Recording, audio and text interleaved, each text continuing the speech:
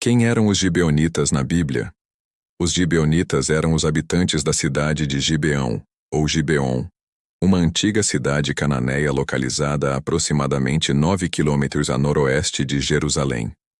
Na história bíblica, os gibeonitas se destacam como um dos povos mais antigos da terra de Canaã, e ficaram conhecidos principalmente por sua astuta estratégia para sobreviver à conquista israelita sob a liderança de Josué. Como habitantes de uma das cidades mais significativas da região central de Canaã, os gibeonitas eram heveus, possivelmente horreus ou hurritas, que desenvolveram uma comunidade próspera em uma localização estratégica.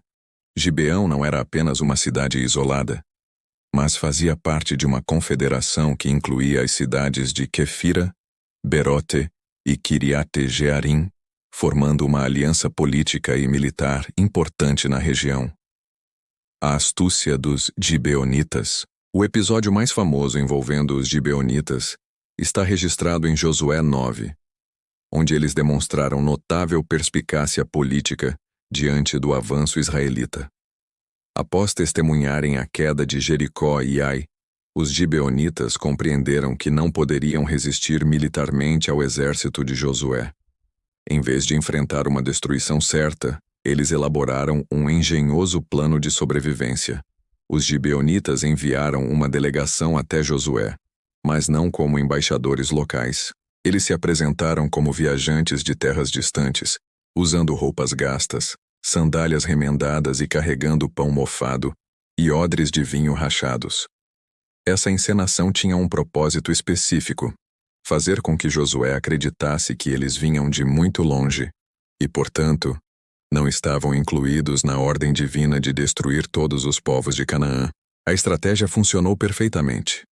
Josué e os líderes israelitas, sem consultar ao Senhor, fizeram um tratado de paz com os gibeonitas, jurando diante de Deus que não os destruiriam.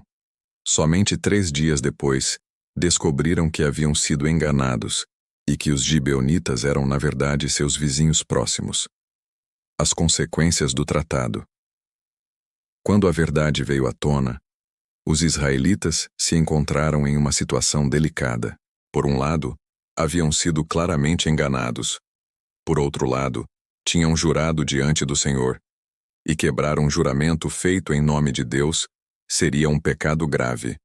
Josué decidiu honrar o tratado, mas impôs aos gibeonitas uma condição de servidão perpétua como rachadores de lenha e tiradores de água para a congregação de Israel e para o altar do Senhor. Esta decisão, embora preserve a integridade do juramento israelita, trouxe consequências imediatas. Adonisedeque, rei de Jerusalém, juntamente com outros reis amorreus, ficaram alarmados ao saber que Gibeão havia feito paz com Israel.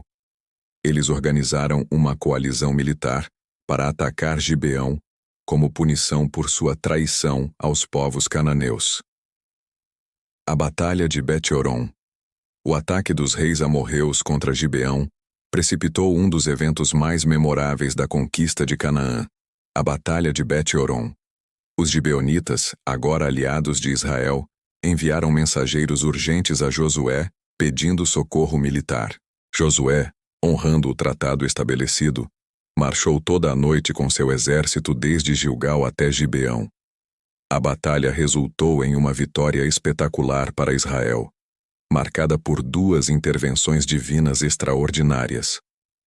Primeiro, Deus enviou uma chuva de granizo sobre os inimigos em fuga, matando mais soldados com as pedras de granizo do que os próprios israelitas haviam eliminado em combate.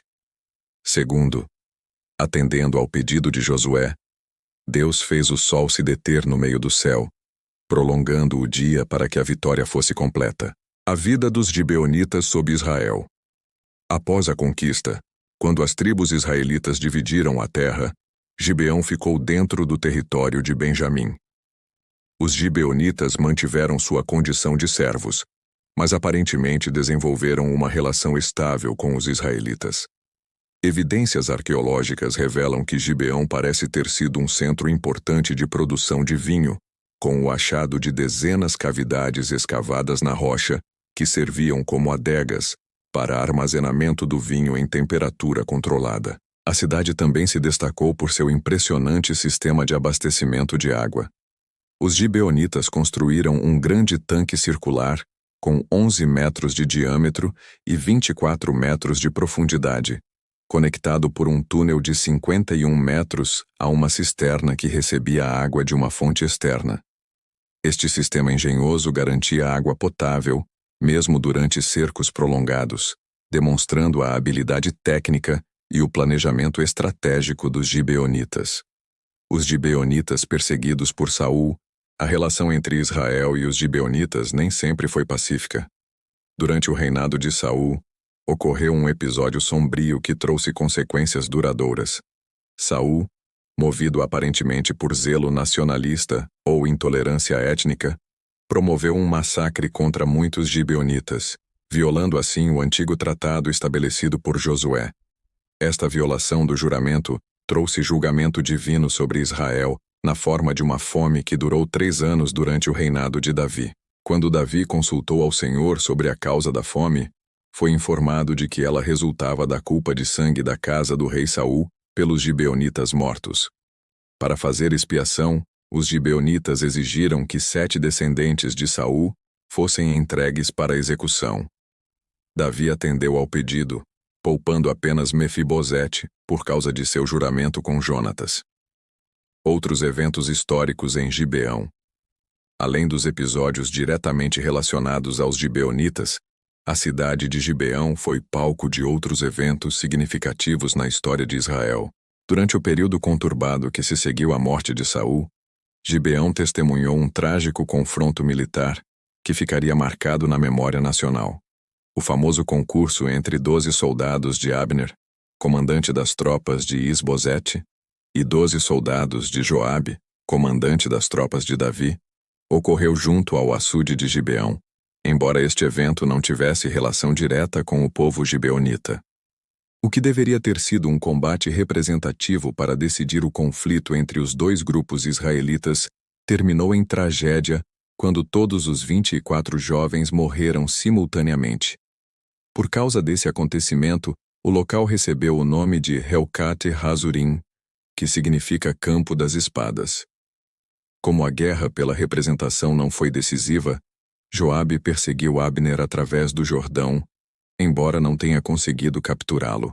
Mais tarde, novamente a terra dos gibeonitas serviu de cenário para outro evento importante na história da monarquia israelita, durante o reinado de Salomão.